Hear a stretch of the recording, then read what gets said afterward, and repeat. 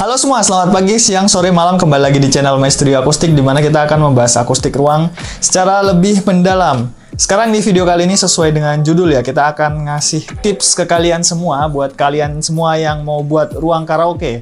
Entah itu ruang karaoke di rumah ataupun ruang karaoke komersil ya, kita akan ngasih tahu ke kalian tips-tipsnya apa aja nih. Nah, mungkin sebagian dari kalian udah tahu ya kalau misalnya kita itu juga sudah sering membuat ruang karaoke. Jadi memang kita itu selain buat studio musik, tapi memang kita itu buat ruangan hiburan lainnya ya, entah itu home theater ataupun ruang karaoke.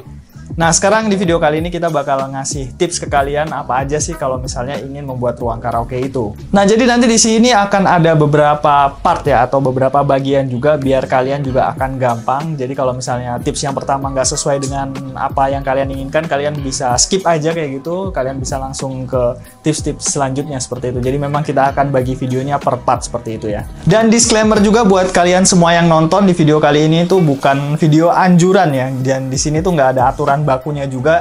Jadi kalau misalnya kalian ngerasa satu sama lainnya itu tidak ada kecocokan dengan kalian, ya sudah, tidak apa-apa seperti itu. Karena di sini kita memang pure membagikan apa yang memang kita sering lakukan aja. Dan tips ini tuh juga berdasarkan pengalaman-pengalaman kita sebagai jasa yang biasanya membuat ruang karaoke juga selain studio musik.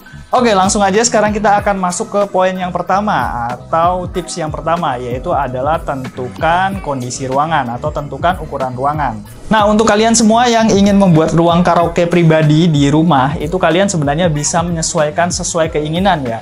Kalian bisa menyesuaikan juga kalau misalnya ada salah satu ruangan kosong di rumah yang nggak terpakai gitu, entah kamar tidur ataupun gudang yang mungkin sudah tidak terpakai, terus kalian ingin membuatnya menjadi ruang karaoke, itu sebenarnya bisa-bisa aja. Karena kalau untuk ruangan pribadi juga sebenarnya itu menyesuaikan juga dengan kebutuhan di dalam rumahnya. Nah, tapi kalau misalnya kalian baru merencanakan atau kalian baru mau membangun rumah yang sudah include ruang karaoke di dalamnya, sebenarnya kalian tuh bisa juga merencanakan atau menyesuaikan sesuai dengan kebutuhan orang nantinya yang nanti akan pakai ruang karaoke itu. Nah, jadi kalian bisa perkirakan ya kira-kira jumlah keluarga atau jumlah orang-orang yang ada di dalamnya itu berapa. Jadi standarnya itu biasanya 2-8 orang karena itu sangat-sangat aman. Jadi kalau 2 itu biasanya kalau ruangannya kecil itu cukup untuk 2 orang.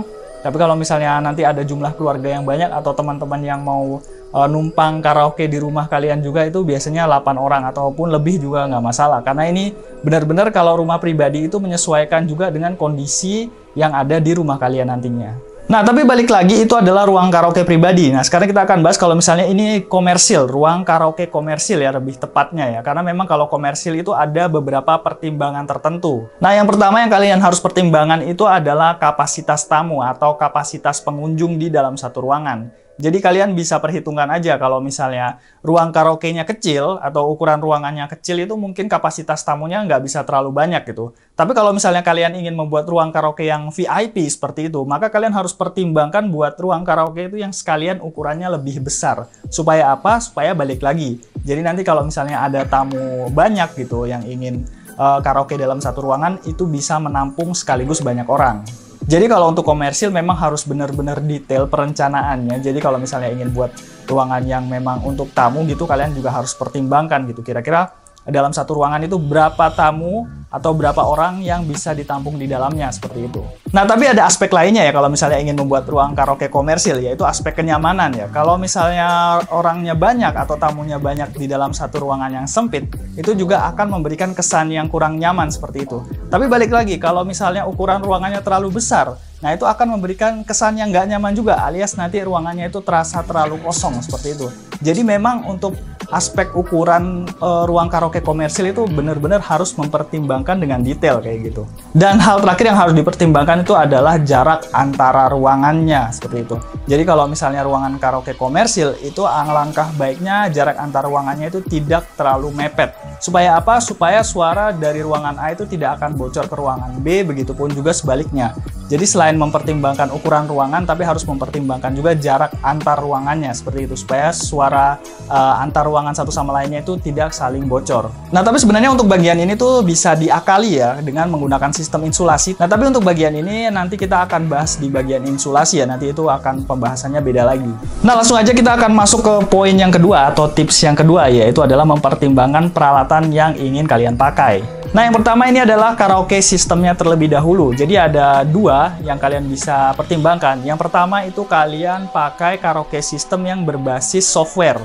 Nah, jadi kalau misalnya berbasis software ini tuh nanti kalian akan menggunakan CPU atau komputer seperti biasa kayak gitu. Kemudian nanti akan diinstal software yang memang itu dipakai atau kompatibel dengan software-software karaoke seperti itu. Nah, biasanya ini tuh akan lebih fleksibel ya. Apalagi ini tuh cocok untuk ruangan karaoke komersil gitu. Karena memang dari segi harga dia tidak akan mahal. Dan juga nanti untuk update-update lagunya segala macam itu bisa diupdate secara lebih mudah. Dan juga kalau misalnya pakai karaoke sistem yang berbasis software gini itu sebenarnya sudah pernah kita buat di beberapa proyek kita juga.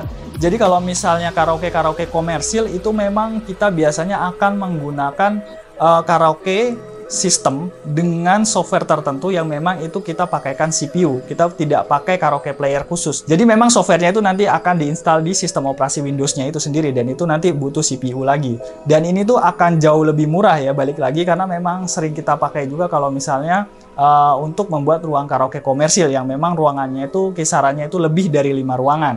Dan ini akan tersinkronisasi dengan servernya itu sendiri. Jadi akan lebih mudah. Jadi kalau misalnya ada ruangan yang mungkin dia cuman ingin sewa ruang karaoke-nya sejam atau 2 jam, jadi nanti bisa disetting. Jadi nanti bisa disetting di servernya itu sendiri. Jadi ini sangat cocok kalau misalnya ingin membuat ruang karaoke komersil. Nah, yang kedua ini bisa jadi pertimbangan juga. Ini kalian pakainya karaoke player. Kalau tadi itu karaoke sistemnya pakai sistem software yang terpasang di CPU. Kalau ini memang karaoke player khusus seperti itu. Nah, contoh yang sering kita pakai itu adalah brand dari Nakamichi. Jadi kalau misalnya kalian nonton video-video kita sebelumnya, di situ kalau misalnya ruang karaoke-nya itu untuk ruang karaoke pribadi, itu sangat sering kita pakai karaoke player dari brand Nakamichi. Karena yang pertama itu sangat user-friendly. Kenapa sangat user-friendly? Karena ini tuh tidak perlu install OS segala macam. Jadi kalian tinggal colokin aja, karena memang di dalam karaoke player-nya itu sudah include.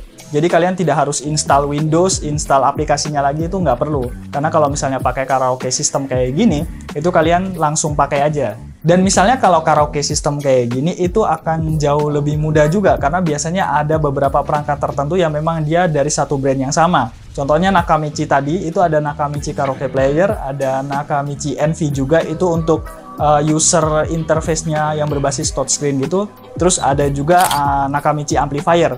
Jadi dalam beberapa komponen itu terhubung dalam satu brand yang sama dan satu software yang sama. Jadi kalian nggak harus terpisah-pisah, harus milih brand A, brand C, brand D, kayak gitu.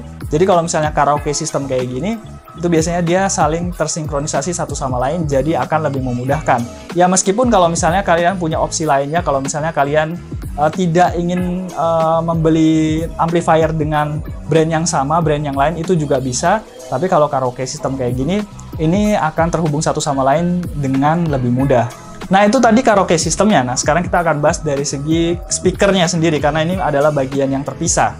Nah, untuk speaker ini sebenarnya sangat opsional. Kalian bisa menyesuaikan juga dengan brand kalian, karena memang dari segi brand itu ada sangat banyak sekali, dan ini bisa menyesuaikan dengan budget kalian. Tapi di sini tipsnya itu cukup simple, jadi kalian itu bisa menentukan sesuai dengan ukuran ruangan yang ada, atau sesuai dengan ukuran ruangan yang ingin kalian buat. Nah, jadi sebenarnya untuk pemilihan speaker ini tuh ukurannya tidak harus besar ya. Jadi ukuran besar itu tidak akan menentukan kualitas suaranya bagus ataupun tidak. Tapi sebenarnya untuk menghasilkan suara yang bagus itu yang pertama yang pasti dari brandnya. Biasanya kalau misalnya brandnya bagus, otomatis kualitas suaranya itu akan bagus. Tapi balik lagi ini itu sesuai dengan selera masing-masing. Dan yang kedua itu adalah posisi speakernya, karena memang ini sangat menentukan ya. Karena balik lagi ini adalah kenyamanan di dalam ruangan. Nah, yang paling penting dari speaker ini juga adalah penempatan subwoofernya. Dan subwoofer ini juga akan menentukan, karena kalau misalnya dia terlalu dekat ke bagian penggunanya gitu ya, nanti itu suara bassnya atau suara low frekuensinya itu akan mengganggu. Jadi kalau misalnya ada subwoofer atau kalian ingin menggunakan subwoofer tertentu, alangkah baiknya kalian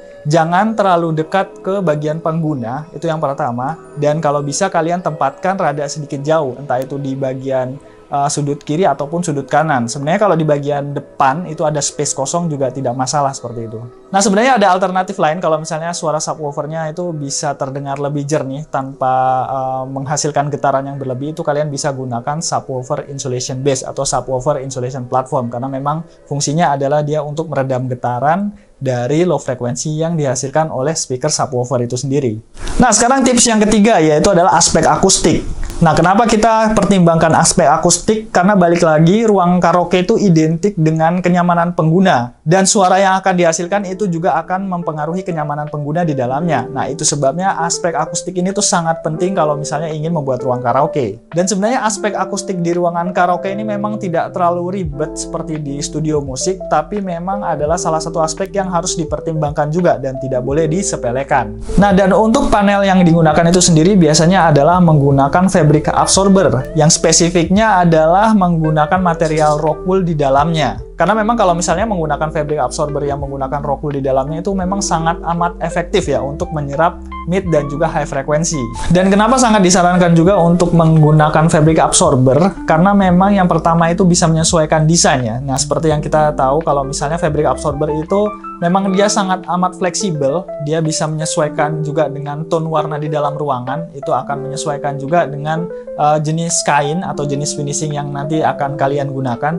Jadi ini sangat amat fleksibel dan bisa menyesuaikan juga dengan tema di ruangan. Nah, contohnya adalah di beberapa proyek kita, itu memang di bagian panelnya itu sangat amat menyatu dengan di bagian base warna dari ruangannya itu sendiri. Contohnya kalau misalnya ruangannya itu gelap, otomatis fabric absorbernya juga biasanya akan mengikuti atau menggunakan finishing yang warnanya gelap. Contohnya kalau misalnya ruangan komersil yang menggunakan tone warna gelap seperti hitam, nanti fabric absorbernya tinggal menggunakan finishing kain yang warnanya hitam. Begitupun juga dengan warna-warna lainnya. Nah, itu sebabnya fabric absorber ini sangat amat pilihan utama ya kalau misalnya ingin menggunakan panel akustik di dalam ruangan.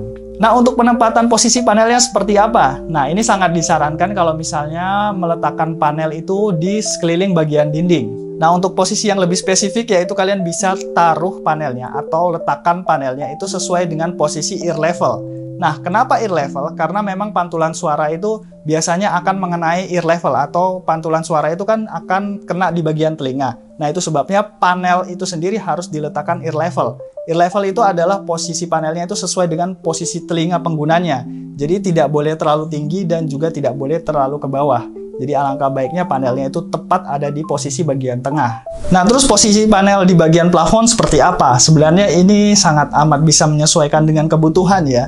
Kalau misalnya kalian ingin ruangannya itu tidak terlalu bergaung seperti itu ya otomatis harus ditambahkan panel tambahan di bagian atas. Tapi kalau misalnya kalian merasa kayaknya di bagian dinding aja udah cukup, nah itu bisa juga sesuai dengan keinginan kalian seperti itu. Karena balik lagi ini akan menyesuaikan juga dengan preferensi pengguna ya di dalamnya seperti itu. Kalau misalnya ingin ruangannya kualitas akustiknya bagus, kalian bisa menambahkan panel tambahan atau kalian bisa menambahkan panel-panel tertentu di dalam ruangan, entah itu bass trap ataupun diffuser. Tapi kalau kalian merasa penggunaan absorber aja sudah cukup, merasa kalau misalnya kualitas akustiknya juga sudah cukup baik, yaitu tidak apa-apa. Ini balik lagi ke preferensi kalian masing-masing. Dan balik lagi kalau misalnya kalian sering nonton video-video kita sebelumnya, itu memang penyebaran panel akustiknya itu biasanya ada di bagian dindingnya itu sendiri dan kadang juga kita tambahkan di bagian plafon. Nah, biasanya juga kita cuman gunakan panel absorber aja karena memang untuk panel absorber itu cukup bisa efektif menyerap di suara manusia ya, seperti itu ya. Nah, sedikit tips buat kalian kalau misalnya kalian ingin menempatkan subwoofer di posisi tertentu yang posisi kalian inginkan, itu alangkah baiknya menggunakan si absorber panel persis di belakang speaker subwoofernya itu sendiri. Supaya apa? Supaya nanti suara low frekuensi yang dihasilkan oleh speaker subwoofernya itu bisa langsung mengenai si bagian panelnya itu sendiri. Nah, dan mungkin itu aja tips membuat ruangan karaoke, entah itu ruangan karaoke pribadi ataupun ruangan karaoke komersil. Dan balik lagi, ini tuh bisa menyesuaikan juga dengan preferensi kalian. Cuman balik lagi, 3 aspek itu merupakan 3 aspek terpenting juga kalau misalnya kalian ingin membuat ruang karaoke. Karena memang balik lagi, kalau misalnya ingin membuat ruang karaoke itu sangat banyak aspek yang harus diperhitungkan dan mungkin anggarannya juga akan lebih banyak. Dan memang untuk membuat ruang karaoke itu perencanaannya cukup sangat amat banyak sekali. Itu sebabnya kita bagi tips ini buat kalian juga supaya apa? Supaya selain mempertimbangkan aspek estetika di dalam ruangan, itu ada aspek-aspek lainnya juga yang memang harus dipertimbangkan. Dan mungkin segitu dulu untuk video kali ini. Jangan lupa like, share, komen, dan juga subscribe. Sampai ketemu di video selanjutnya.